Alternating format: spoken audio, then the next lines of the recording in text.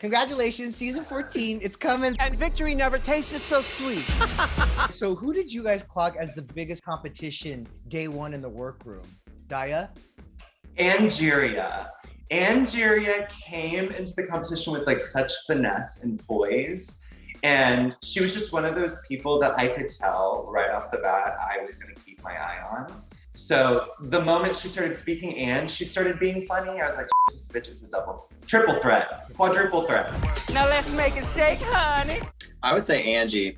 As soon as Angie came in, I was like, oh, okay, it's a pageant girl, she's got outfits. And then I heard her speak, and I was like, oh hell, she has a big personality too. Alyssa, look, it didn't even take me no time. Y'all, you looking at her right now. You Right. see what I mean? I took one look at her and I was like, excuse me? Thank you. Thank you, sis. I love you.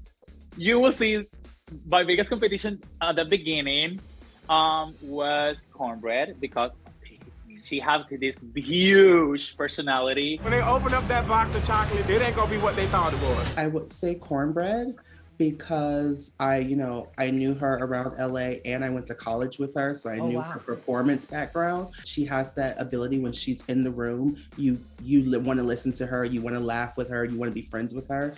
And so I was like, well, I gotta watch out for this bitch. I have to agree. I've got to say Cornbread. I think just from day one, I was like, nobody can match the energy level that Cornbread brings. Like, I think that she is so like just well-rounded. Like, she is a star. Oh, thank you. Wow, y'all so sweet. I was gonna say, Cornbread, you seem surprised by that. What does it mean to hear those words?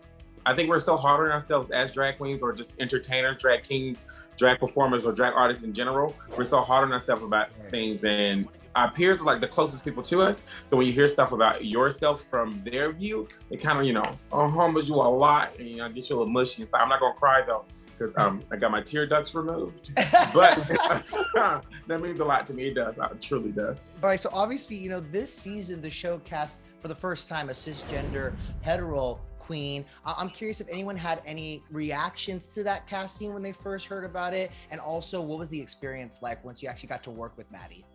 Yeah, I'm gonna kind of step in here just because I had known Maddy before the competition. I actually had worked with her a couple of times, and I was just happy because RuPaul says it literally every time that drag is literally just what you put on your body. Anybody can do drag, and it's an art form.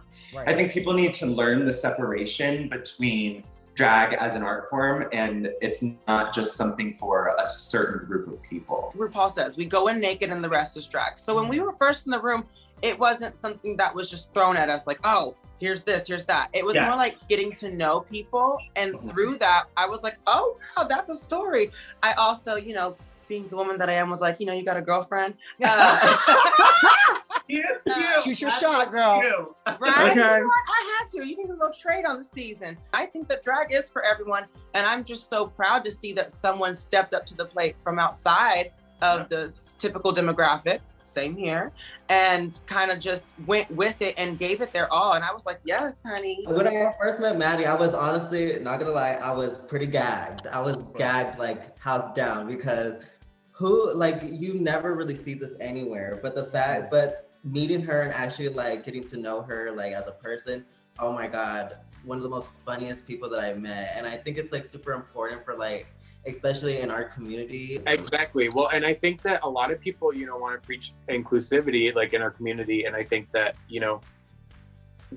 that includes allies as well. And I think, we have to come to a point where we realize that, drag is for everybody. Just like with movies or books, people can write a book, people can write movies, people can design something, and it's their form of self-expression. And I think everybody is welcome to that. Maddy, I want to turn things over to you. What was your reaction when you heard the news that you'd be on the show? No, I mean, getting the call is obviously like the moment that's like your life is going to change. I was super excited about it, super terrified, but even just putting in the audition tape in general is just such like a milestone. It just takes so much courage just to put yourself out on that level, I honestly it went from the realization that my life is going to change to immediate panic mode of I have to get all my drag together. I have to get ready for this. Lady Camden, were you surprised by the reaction to this casting?